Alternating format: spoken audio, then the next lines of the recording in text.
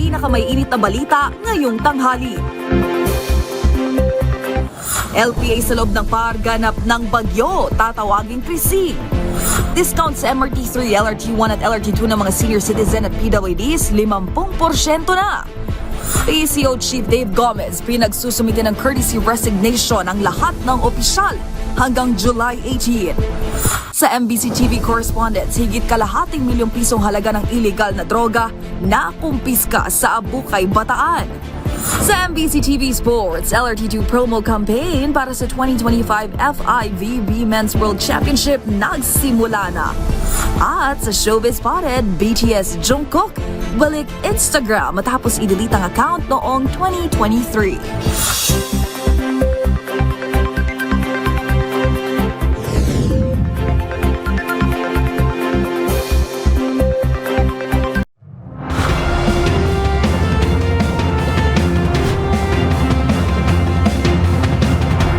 Bawat balita, makabuluhan. Bawat kwento, makapangyarihan. Boses ng Pilipino para sa Pilipino. Live mula sa MBC TV Studio. MBC TV Network News.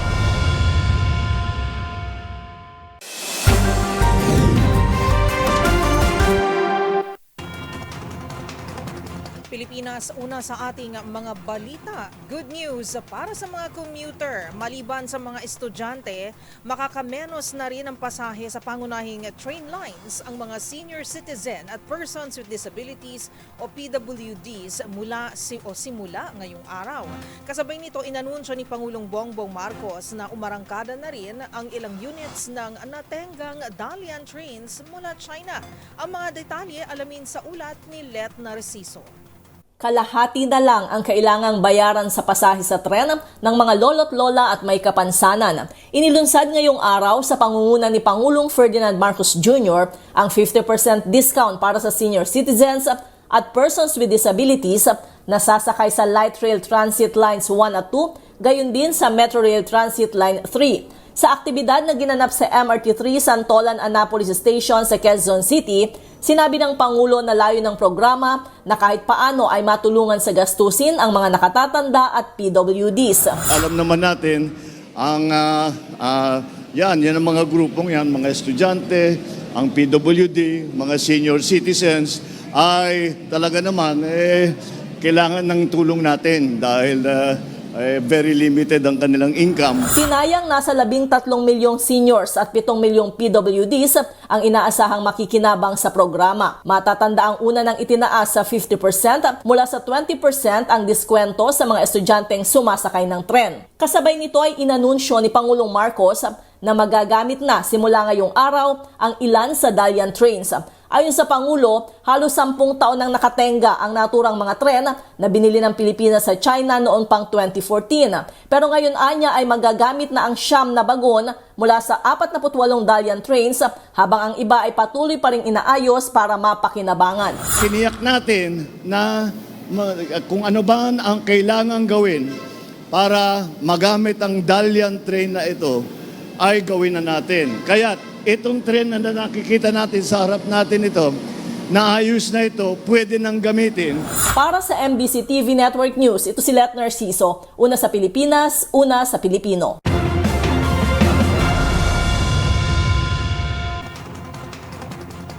Pinasusumite naman ng courtesy resignation ng bagong Presidential Communications Acting Secretary Dave Gomez ang lahat ng opisyal ng PCO. Base sa memorandum order na nilagdaan noong July 14, inaatasan ng lahat ng undersecretaries, assistant secretaries, directors at iba pang appointee na magsumite ng unqualified courtesy resignation. Sabi ni Gomez, ito'y upang magkaroon ng free hand sa kanyang tungkulin. Una nang sinabi ni Gomez na isa sa ilalim sa performance review ang lahat ng kawani ng PCO. Si Gomez ang ikalimang PCO Secretary matapos palitan si Acting Secretary Jay Ruiz.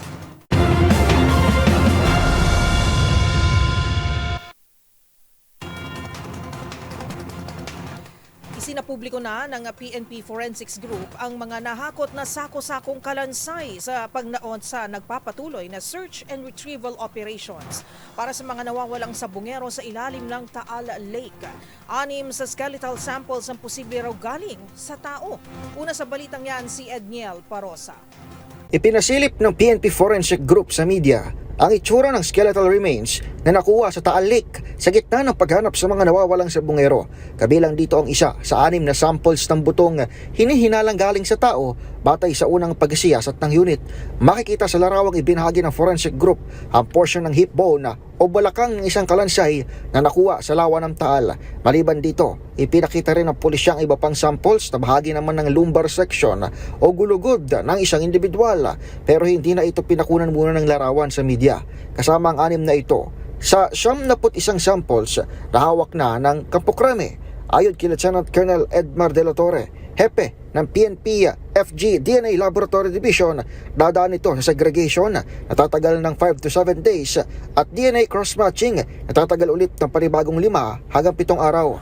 Very challenging po ito kasi considering po na submerged po siya sa tubig. So, and at the same time po, just to give you an idea, we received 91 samples po ng buto.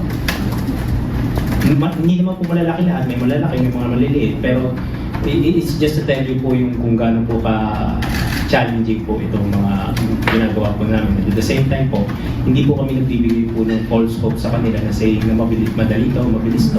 Kinumpirma naman ng isa pang source sa police unit na hindi buto ng tao ang mga una ng skeletal remains na mistulang sunog na makita sa lawa at maaring galing umano sa hayop.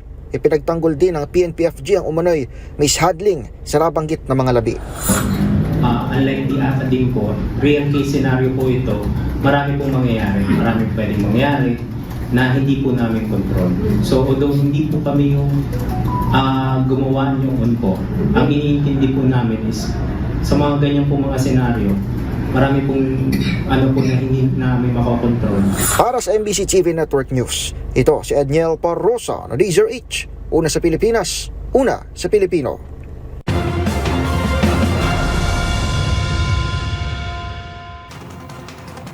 Matinding bugso ng emosyon umano ang dahilan kaya agad napakambyo ang whistleblower na si Julie Patidongan alias Totoy sa pagdawit nito sa isang retiradong general sa kaso ng mga nawawalang sabungero. Paglilinaw niya, wala siyang ideya kung may naging ambag nga ba ito sa kontrobersyal na kaso. Magbabalita si Kyle Bulias. Nilinaw ng whistleblower na si Julie Patidongan alias Totoy na walang kinalaman ang retiradong general na si Lieutenant General Jonel Estomo sa pagpapapatay sa mga nawawalang sabungero. Sa eksklusibong panayam ng DZRH News kay Patidongan, sinabi nitong hindi nakasama sa anumang pagpupulong ng sinasabi nitong Alpha Group si Estomo at miyembro lamang nito ang dating hepe ng NCRPO. Paglilinaw pa nito, nabanggit lamang niya ang pangalan ni Estomo dahil nadala lamang umano siya ng kanyang emosyon at lagi siyang nababanggit ng gaming tycoon na si Atong Ang. Hindi ko naman sasabi yan kung hindi rin sinasabi ni Mr. Atong Ang yan. Ngayon, si Mr. Atong Ang, sa bibig niya mismo nang galing yan. Kasi ito si Mr. Atong Ang, magaling to mangdamay ng tao. Kaya nasabi ko yan dahil sinabi ni Mr. Atong Ang mismo, magpasalamat ka nga dahil sinabihan ako ni General Estomo na ipapatay na kita para tapos na itong problema natin. Sa bibig ni Mr. Atong Ang nanggaling yan. Bukod dito, wala umanong personal knowledge si Patidongan tungkol sa partisipasyon ni Estomo sa kaso ng mga nawawalang sabungero. Mababatid na sa pagsasampa ng kaso ni Patidongan sa National Police Commission laban sa mga pulis na sangkot sa kaso ng missing sabungeros, tinanong si Patidongan kung may mga high-ranking officials bang sangkot sa krimen. Dito na lumutang ang pangalan ni Estomo at sinabing siya ang nag-udyok kay Ang na ipapatay na si Patidongan. Itinanggi naman ng dating general ang alegasyon at sinabi nitong desidido siyang magsampa ng kaso laban kay Patidongan. Sagot naman ni Patidongan. Una, hihingi din ako na apologies dahil ang nanggagaling naman sa lahat ng kwento na to kay Mr. Atong Ang Dala lang siguro ng emosyon dahil sa galit ko kay Mr. Atong Ang. dahil ganun siya ka-chismoso. Kaugnay nito, muling hinamon ni Patidongan si Ang na sumailalim sa lie detector test para magkaalaman na umano kung sino sa kanilang dalawa ang nagsisinungaling. Matatandaang si Ang itinuturo ni Patidongan na mastermind sa pagdukot at pagpaslang sa mga nawawalang sabongero na itinapon umano sa lawa ng Taal. Para sa MBC TV Network News, ito si Kyle Bulias ng DZRH, una sa Pilipinas, una sa Pilipino.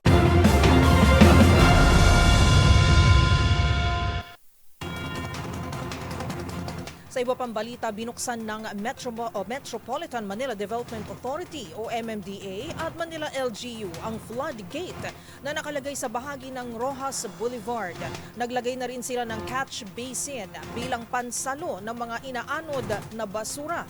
Tinutukan niya sa balita ni Boy Gonzales. Magkasamang binuksan ni Manila Mayor Isko Moreno Dumagoso at MMDA Chairman Attorney Romando Artes ang isang bagong floodgate at truss trap na nakalagay sa bahagi ng Rojas Boulevard malapit sa Manila Yacht Club upang makatulong na makontrol ang pagbaha. Ang nabanggit na floodgate ay kinakailangan pang gamitan ng crane para maiangat kung saan manatili itong bukas hanggang sa panahon ng tag-ulan. Isasara naman kapag panahon ng tag-init upang kahit papaano ay maiwasan ang pagtaas ng coliform level sa Manila Bay. Naglagay naman ng catch basin upang hindi umabot sa Manila Bay ang mga basura at may mga nakatalagang tauhan ng MMDA para linisin at hakutin ng mga basura. Dahil dito inaasahan na mababawasan o kahit papaano hindi na magkakaroon ng baha sa bahagi ng Malate lalo na sa kaba ng Top Avenue at Rojas Boulevard.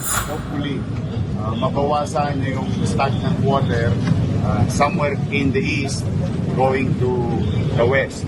At kung bubuhos sa malakas ang ulan, kung bumahaman, we are hoping na umupa agad. Para sa MBC TV Network News, ito si Boy Gonzales, una sa Pilipinas, una sa Pilipino.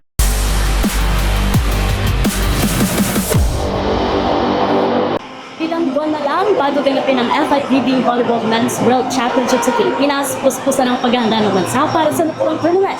At para mas ikinulos pa, nagkaroon ng partnership ng LRT2 at FIVB.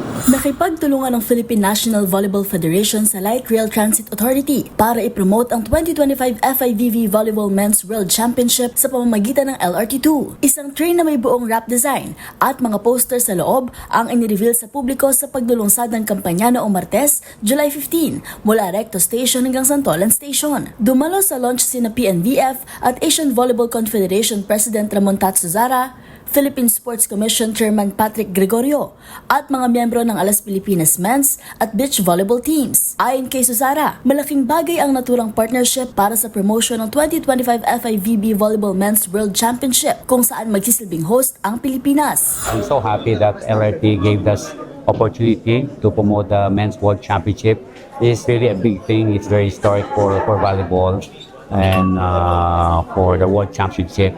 And medyo happy ako talaga sa and I think everybody's so surprised for how volleyball in the LRT train. Nakaka-proud naman kung mailalarawan ng volleyball stars na sina Brian Bagunas at Mark Espejo ang makita ang kanilang sarili sa LRT2 train. Siyempre, sobrang nakaka-proud kasi ayun na, all over ito buong isang LRT na nandito yung World Championship, then nandito kami magre-represent for the country. Sobrang proud namin and sobrang excited din. Actually happy and excited same time kasi part ako nung naging team na to and yes, hopefully makita ng lahat ng tao and supportahan yung Philippine Men's Volleyball sa darating na World Championship. Gaganapin ang 2025 FIVB Volleyball Men's World Championship sa September 12 hanggang 28 sa Araneta Coliseum at SM Mall of Asia Arena. Dito inaasahan ang pagdalo ng 32 countries. Inilusad din ang countdown activities na magpapatuloy sa set na natin to, an electrifying launch sa Biyernes, July 18 sa Mall of Asia Arena. Para sa MBC TV Network News, ito si Mili Borja ng DZRH TV, una sa Pilipinas, una sa Pilipino.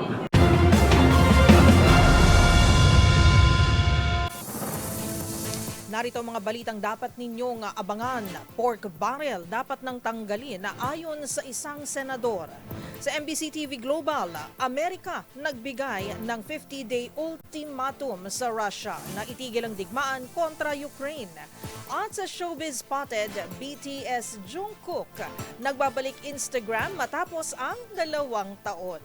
Lahat ng yan sa pagbabalik ng MBC TV Network News.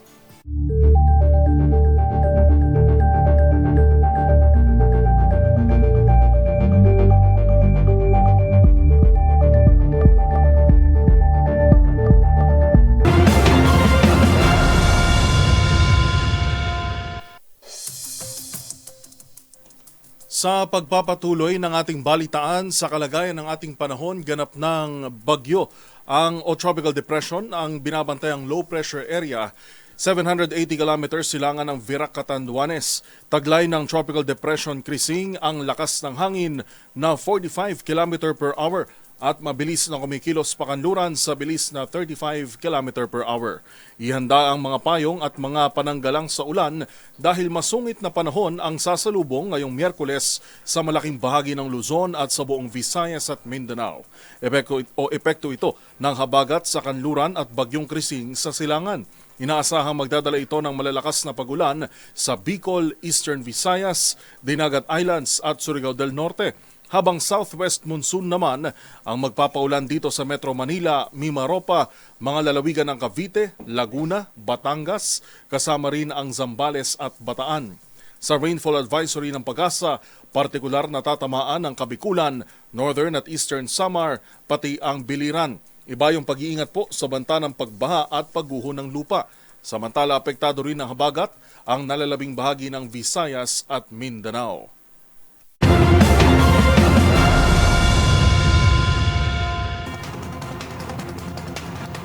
Sinalakay naman ng Presidential Anti-Organized Crime Commission na katuwang ang iba pang law enforcement agency ang isang online lending company sa Pasig City. Ayon sa PAOK, isinagawang operasyon sa 22nd floor ng Robinson's Equitable Tower sa Pasig City kung saan 168 na empleyado ang inaresto.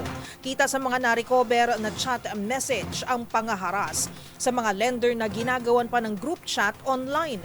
Bago ito nabatid na isang lalaki mula sa Valenzuela City ang nagpakamatay matapos na hindi kayanin ang pananakot at harassment ng mga tao na nasa likod ng Easy Peso. Inihahanda na ang mga kaso sa paglabag sa Data Privacy Act of 2012, the Truth in Lending Act, and the Financial Products and Services Consumer Protection Act laban sa mga hinuling empleyado ng OLA, habang iniimbestigahan na rin kung sino ang nasa likod ng naturang kumpanya.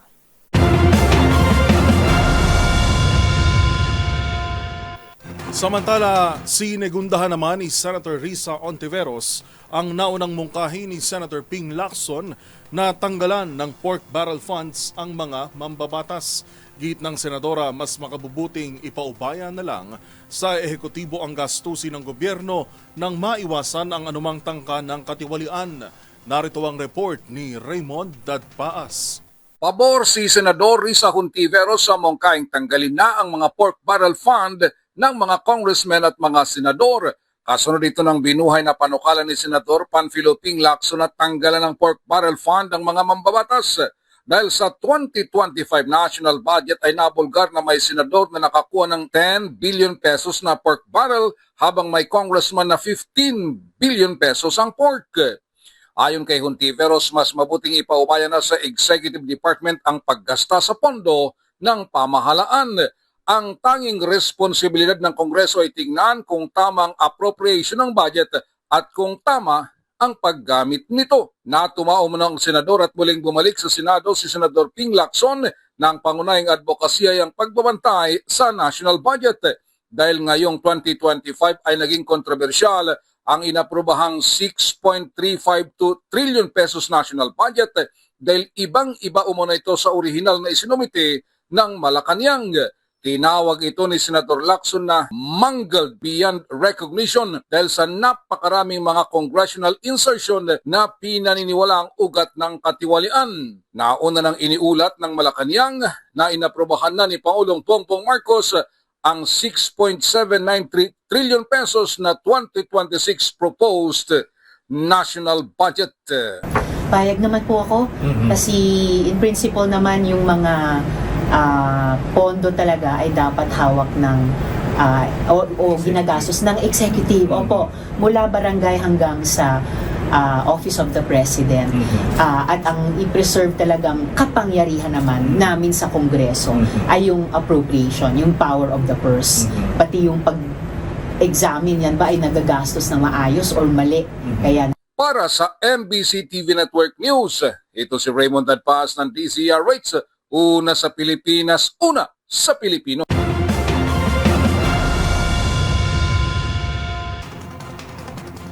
Constituent Assembly o CONAS ang nakikitang paraan ng isang kongresista upang maitawid ang isinusulong na economic charter change. Sa bisa ng CONAS, maiiwasan anya ang paglaganap ng misinformation kaugnay ng panukala. Gayon din ang pangamba sa posibleng probisyon ng term extension. Pakinggan ang ulat ni Manang Milky Rigunan. Makatitiyak ang publiko na walang probisyon ng term extension ang isusulong na economic chacha kapag nagsimula na ang 20th Congress sa July 28. Ito ang kinumpirma ni ako Bicol Party List Representative Alfredo Garbin Jr. kung saan sa pamagitan ng Constituent Assembly o CONAS ang magiging paraan ng economic chacha. Sa CONAS, kakailanganin ng 3/4 vote na mga mambabatas na inaasang magtataguyod ng transparency and democratic accountability. Naniniwala si Garbin na CONAS ang pinaka-epektibong paraan at kaila ipaliwanag sa publiko ang layunin para maalis ang duda at misinformation na baka mahaluan ng probisyon ng term extension. Narito si ako Bicol Party List Representative Alfredo Garbin Jr. But as of now, what we have filed is just for Article 1, 12, 14, and 16. Conspicuously absent is the political provision. So walang ikakabahala. Ito po ay, and in fact, if you will base on the record, 18th and 19th Congress, yung dating kinakabahala, walang dapat ikabahala. Why? 18th, 19th Congress, ano yung sinumiti sa Senado? Purely economic provisions, walang political provision. Batay sa resolution of both houses number 1, isusulong ang chacha sa Articles 12, 14 at 16 na layunin baguhin ang foreign equity participation sa ilang industriya kabilang dito ang natural resources, advertising, media at mga paaralan. Matatandaan lumusot ang economic chacha sa Kamara noong 18th at 19th Congress pero inupuan lamang sa Senado. Para sa MBC TV Network News, ako si Milky Rigunan, una sa Pilipinas, una sa Pilipino.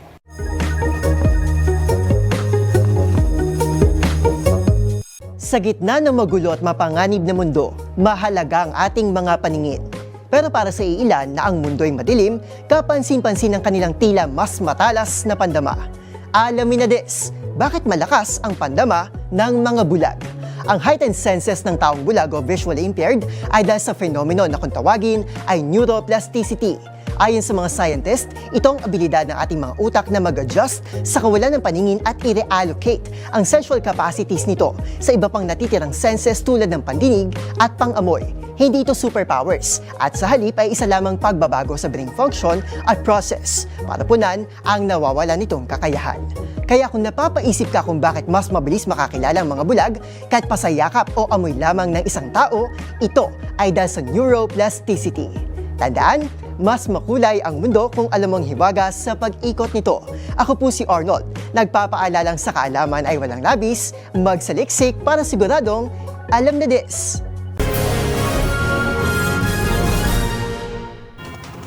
Binigyan ng Estados Unidos ng 50 araw na ultimatum ang Russia para resolbahin ang digmaan nito kontra Ukraine.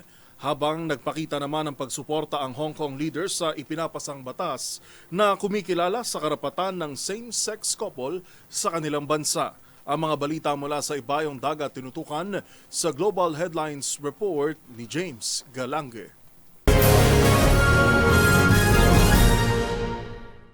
Balita mula sa Amerika, binigyan na 50 araw ng Estados Unidos ang Russia para resolbay ng girian nito kontra Ukraine o maaaring maharap sa mas malaking economic sanctions. Habang kasado na rin ang plano magpadala ng karagdagang armas sa Ukraine kung saan aabutin ng mahigit bilyong-bilyong dolyar na mapupunta sa North Atlantic Treaty Organization o NATO. Pagbabanta pa ni US President Donald Trump ay nais din itong patawan ng hanggang sa 100% ng pagtaas ng taripa sa Russia kung hindi maresolba sa loob ng tinakdang araw. Samantala, target din ng Amerika ang mga natitira pang trade partners ng Russia bilang secondary tariffs upang tuluyan ng pahinain ang kakayahan ng Moscow na makaligtas sa malawakang parusang ipinataw ng mga kanluraning bansa. Sa iba pang balita, sinuportahan naman ng Hong Kong leader na si John Lee ang bill na kumikilala sa karapatan ng mga same-sex couple na ikinasal sa ibang bansa. Bagamat kulang pa rin ang naturang hakbang para sa mga miyembro ng LGBTQ community, naniniwala pa rin si Lee na ito isang hakbang tungo sa pagiging mas inklusibo ng Hong Kong. Bagay na maring kinokondena naman ng ruling party ng kanilang gobyerno ang mga maka-Beijing o Chinese parties na mas kumikiling sa konserbatibong pananaw. Samantala, dati nang nabasura ang panukalang pagkilala sa karapatan ng LGBT community noong 2023 kung saan inatasan ng pinakamataas na hukuman ng Hong Kong na bumalangkas ng alternative framework para sa nasabing komunidad. Habang nito lamang Nobyembre ng nakarang taon ay sinuportahan naman ng kanilang korte ang pagbibigay ng housing rights para sa mga gay couple. At yan naman nakalap nating balita mula sa iba't ibang panig ng mundo. Para sa MBC TV Network News, ito si James Galangi ng DZRH TV, una sa Pilipinas, una sa Pilipino.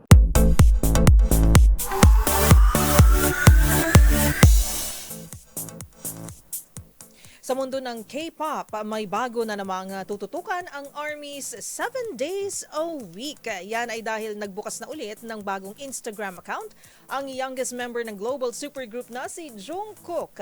Ang kwento sa username ng new IG ni JK, alamin sa Showbiz Report na ito.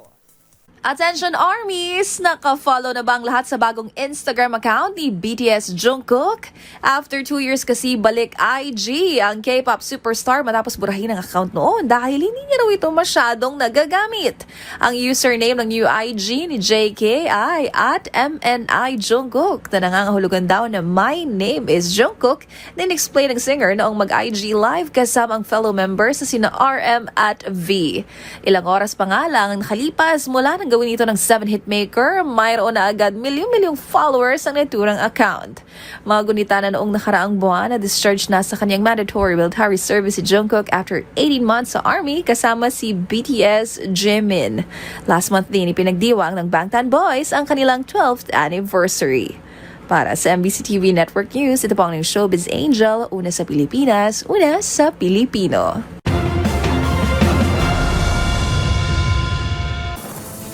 Abangan sa aming pagbabalik. DZRH ipinagdiwang ang ika-86 na taong anibersaryo kahapon. Sa showbiz spotted Aura Briguela, isa na ngayong proud senior high school graduate. At sa experts opinion, paglabo ng paningin dulot ng pagtulog ng basa ang buhok. Gaano nga ba katotoo? Yan at marami pang iba sa pagbabalik ng MBC TV Network News.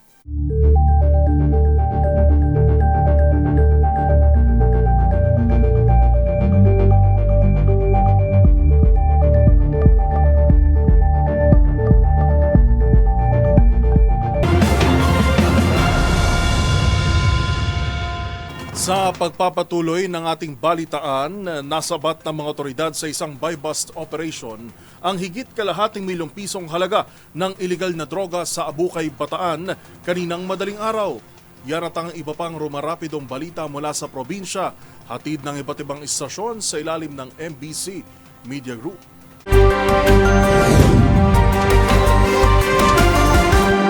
Tagumpay na nasa kote ng mga tauhan ni Abukay Chief Police Major John Ray Kutab ang 2 drug suspect sa ikinasang drug buy-bust operation sa Barangay Wawa, Abukay, Bataan kaninang 12:40 na madaling araw. Sa ulat ni Police Major Kutab, kinilala ang mga nadakip na sina alias Mark, 37 anyos, residente ng Barangay Wawa, Abukay at alias Lito, 64 anyos, residente naman ito ng Barangay Kaparangan, Orani.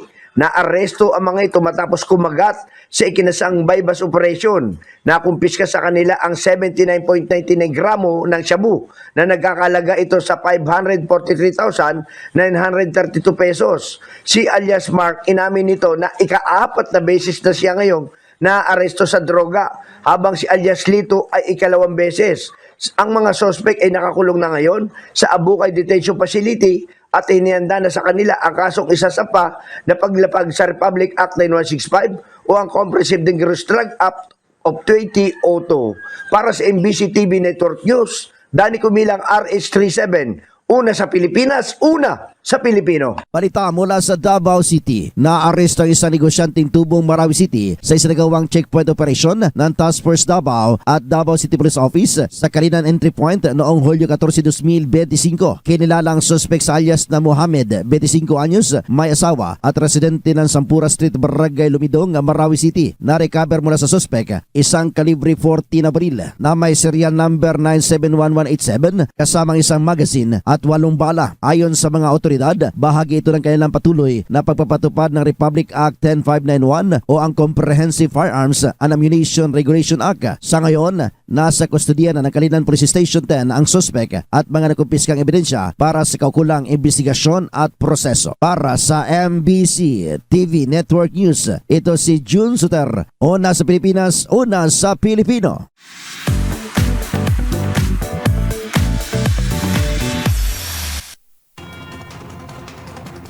Husay at galing na una sa Pilipinas at una sa Pilipino. Ito ang mensaheng ibinandera ng DZRH bilang kauna-unahang himpilan ng radyo sa bansa, kasabay ng pagsalubong sa ika-86 nitong anibersaryo. Balikan ang naging pagdiriwang sa report ni Dustin Bayog. 86 na taong galing at 86 na taong pagbibigay serbisyong publiko. Ito ang patuloy na pinatutunayan ng kauna-unahang radyo sa Pilipinas, ang DZRH sa kanilang anibersaryo ngayong taon. Damang-dama ng mga tagapagsubaybay at nakikinig sa kauna-unahang himpilan sa radyo sa bansa, ang DZRH ngayon sinalubong nito ang ka-86 na taong anibersaryo ng galing sa pamamahayag at public service. Pinangunahan ng nag-iisang chairman na si Fred Elizalde ang selebrasyon sa idinaos na ribbon cutting kasama ang members of the board at ang mga batikang mamamahayag ng himpilan. Nagsagawa rin ng taon ng grand stickering na handog hindi lamang para sa mga driver ng publiko at pribadong sasakyan, kung hindi maging para sa mga bisikleta. Kaugnay nito ay nagkaroon din sila ng tsansa manalo sa raffle, kung saan nagwagi sila ng t-shirt ng DZRH, grocery package at 1,000 piso. Isa na lamang dito si Nanay Matilde, kung saan ibinahagi nito na elementarya pa lamang ay nakikinig na sa DZRH. Nakatanggap si Nanay ng grocery package at nagpasalamat sa bumubuo ng DZRH na naging kasama na niya ng ilang dekada. Habang buhay na siguro, huwag lang maalis ang DZRH kasi pag naalis ang DZRH, wala naman hong number 1 kundi yung susunod niya, number 2 sila. Ang number 1 talaga DZRH pa rin. Buhay ang DZRH. Bukod sa paraffle, nagandog din ng ilang serbisyo tulad ng libreng gupit at masahe at free lugaw para sa mga nakisa ng selebrasyon at mayroon ding free treatment sa mga facial warts at skin tags. DZRH, salamat naman sa operasyon tulong ninyo. Makakatulong to sa mga nating mga Pilipino.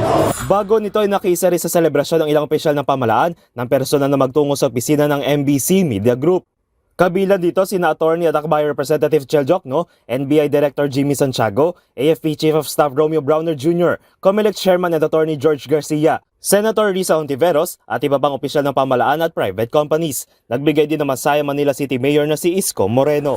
And now I hope you continue to do service for our country and to our fellow Filipinos here and abroad.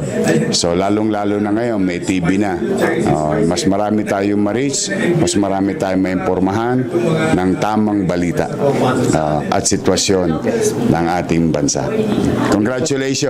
Happy anniversary! Samantala, taong 1939, nung sumipapawid ang DZRH na siyang kaunaunahang radio station sa bansa at naging tahanan ng mga batikang mamamahayag. At ngayong ika-86 na taon nito, patuloy ang DZRH sa pagbibigay ng kalidad na programa at naabot na serbisyong publiko na talaga namang #galing. Para sa MBC TV Network News, ito si Dustin Bayog ng DZRH TV. Una sa Pilipinas, una sa Pilipino.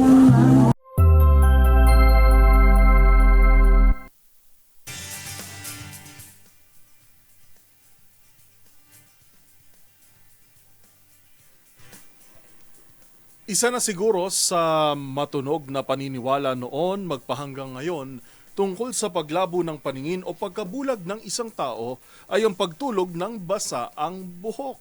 Pero pinabulaanan yan ng mga eksperto at sinabing hindi paglabo ng paningin ang maaring maidulot nito at sa halip ay may ibang sakit na pwede palang makuha sa ganitong lifestyle.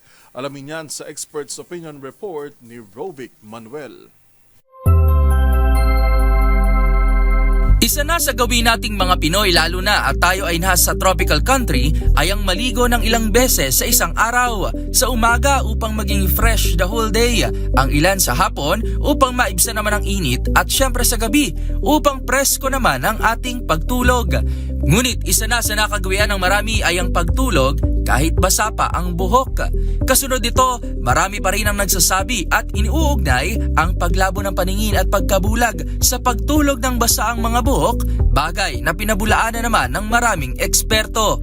Anila, bagamat wala itong kaugnayan sa kalusugan ng ating mga mata, may ilan naman umanong sakit o kondisyon na pwede nating makuha dito. Ayon kay Dr. Michelle Green, isang cosmetic dermatologist sa New York City, una sa pinakamaapektuhan nito ay syempre ang ating mga buhok. Maaari anyang mas maging elastic ang hibla ng mga buhok at masira ang protein structure nito, dahilan upang rumupok at madaling masira kung hindi ito patutuyuin muna bago tayo humiga. Bukod dito, ayon naman sa Healthline, hindi rin naman totoo na maaaring magkasipon o trangkaso ang tao na matutulog ang basa ang buhok, kundi maaaring magkaroon ito ng fungal infection sa anit.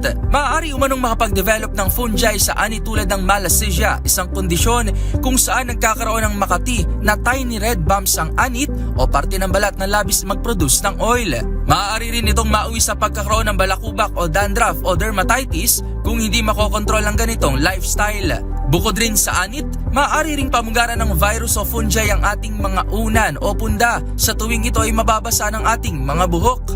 Kaya naman, payo ng mga eksperto, panatilihin munang tuyo ang ating mga buhok bago tayo humiga o matulog. Maglagay rin ng coconut oil upang makatulong sa pagpapatibay ng ating buhok. Gumamit rin daw ng conditioners upang maiwasan ang labis na friction at pagkabuhol ng buhok at mag-invest sa isang silk na punda para sa smooth and better experience sa ating pagtulog. Para sa MBC TV Network News, ito si Rovic Manuel ng DZRH TV. Una sa Pilipinas, una sa Pilipino.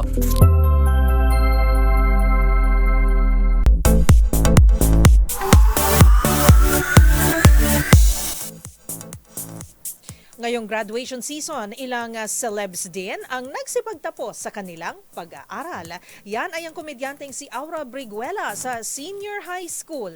Gayon din si Bibi Gandanghari na graduate naman na summa cum laude sa Amerika. Ang big milestone ng mga sikat, tinutukan ni Showbiz Angel. Simula ng mas malalaking pangarap, yan ang say ni Aura Briguela nang proud na shinare sa social media ang kanyang pagtatapos sa senior high school. Sa IG, nagpaabot ito ng pasalamat sa lahat ng mga taong nagtiwala sa kanya. Pag-amin ng komedyante, hindi naging madali ang kanyang pagbabalik buhay estudyante matapos mahinto sa pag-aaral ng halos 5 taon o mula noong tumama ang COVID-19 pandemic sa bansa. Siyempre, special mention ang kanyang pamilya na lagi anyang nakalalay at nakasuporta sa kanya. Gayon din si Unbogable star Vice Ganda na tumulong daw sa kanyang pagbabalik sa pag-aaral. Pangako ni Aura kay Meme, hindi ko po kayo bibiguin. Nagtapos si Aura sa University of the East. Samantalang isa pang may big milestone sa mundo ng showbiz ay si Bibi Gandanghari na nagtapos naman sa Los Angeles Film School. Graduating with a Bachelor of Science in Entertainment Business, Binabini Gandanghari, summa cum laude.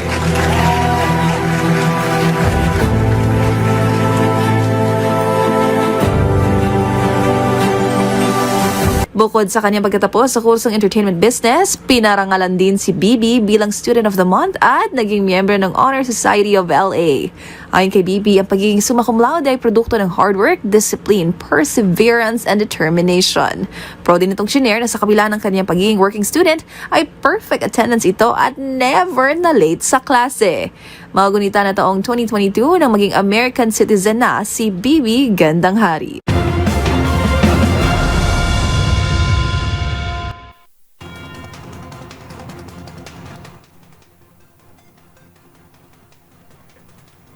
At Iyan ng mga balitang aming nakalap ngayong araw ng Miyerkules. Ito po si Yuel Reyes. At ako naman po, si Karen Oyong. Magkita-kita tayong muli bukas, araw ng Huwebes, para sa mga balitang makabuluhan, mga kwentong makapangyarihan. Hatid ang boses ng Pilipino para sa Pilipino.